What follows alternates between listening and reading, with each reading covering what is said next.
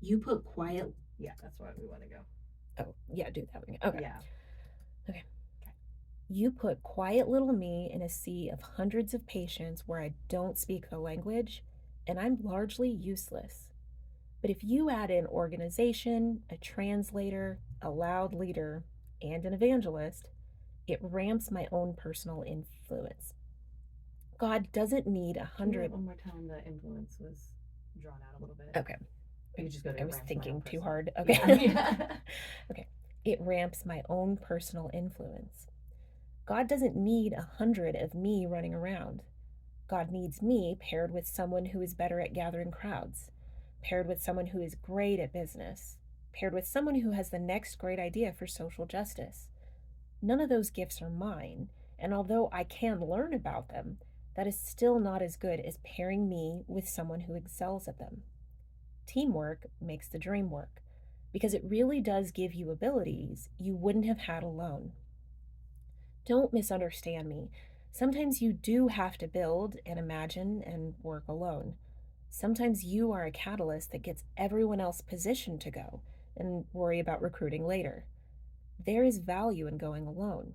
But if I can take someone else with me and create a culture of change, it's a much bigger punch. On a missions trip to Bolivia years ago, we had a leadership conference on a college campus. We spent all day inviting people, me contributing with my broken Spanish and lame dance moves to get people's attention. After the program was over, I talked with one of the students and asked how he heard about the conference. He replied, I was dragged in here. I figured I must be misunderstanding him, so I asked again, What do you mean? Did a friend make you come? He replied, No, I was outside, and this guy grabbed my arm, pulled on it, and dragged me toward him until I followed him inside. The student wasn't bothered by it at all and thanked us for the great lessons of the conference. But I begged him to explain more. What happened? What guy?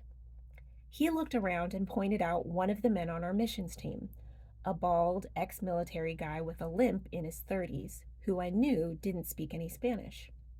I apologized to the student and walked over to confront the team member, who I feared might have taken the instruction to invite people to the conference a bit too far. When I confronted him, he wasn't even apologetic. Look, I can't participate in the dances. I can't give medical care like you, and I can't even speak Spanish. I ran out of flyers. I refused to make excuses anymore about what I couldn't do. All I've got is my arms and a smile on my face, but I got a dozen guys to come in tonight with just what I had. What more did God ask of me than to do my best with what I was given? I couldn't have agreed more. Building a legacy does not mean looking for people who are just like you, but for people with gifts that can complete yours, who can walk with you in fulfilling both your dreams and theirs. Legacy is planning to leave something behind besides just the physical work. It's leaving behind the sparks of dreams and goals you had in someone else who will keep the fires going even when you are gone. Sometimes legacy is planting something solid that outlasts you. When I traveled to Peru, I was struck by the unique architecture. Many of the buildings had a dark reddish brown brick pattern on the lower 2 feet of the building, but the rest of the wall was a smooth white material with modern architectural decor. It wasn't until we made friends with a local Peruvian history buff that I understood why. The Incas, who also built the famous Machu Picchu, had constructed the buildings of dark reddish brown brick hundreds of years ago. When the Spanish took over the country, they realized how strong the foundations were. Instead of demolishing them, they built their new walls on top of the old. I don't know if there are any architects out there, but I'm told this is quite an incredible feat, since foundations are hard to lay, are designed based on weight, and do not usually last hundreds of years. But those who had the knowledge and desire built a legacy that outlasted themselves, their children, and even their children's children. Those of us have, oh, sorry. Those of us who have, whatever it says, Close enough. Those of us who have that same mindset can leave a legacy by building structures that will stand long after we're gone. Does your field tend to build like this? Are you laying down foundations that will not only stay strong after you're gone, but will also be able to support other new dreams and goals as well? Even when you don't have a literal team you are working with, you have a group of people that sorry. Even when you don't have a literal team that you are working with, you have a group of people that contribute to you and thus to your work. We've talked about the mission of God and how He left the church the task of changing our lives. Um, we've talked about the mission of God and how He left to the church the task of changing our lives, others' lives, and the culture around us. He gave us the mission of loving one another. That can be hard, even in Christian relationships. Dang it. Ugh. Okay. But Christ said that the world would know that we are Christians by the way we love one another. You have to keep this in mind when you are building a team and it feels like it is more trouble than it's worth.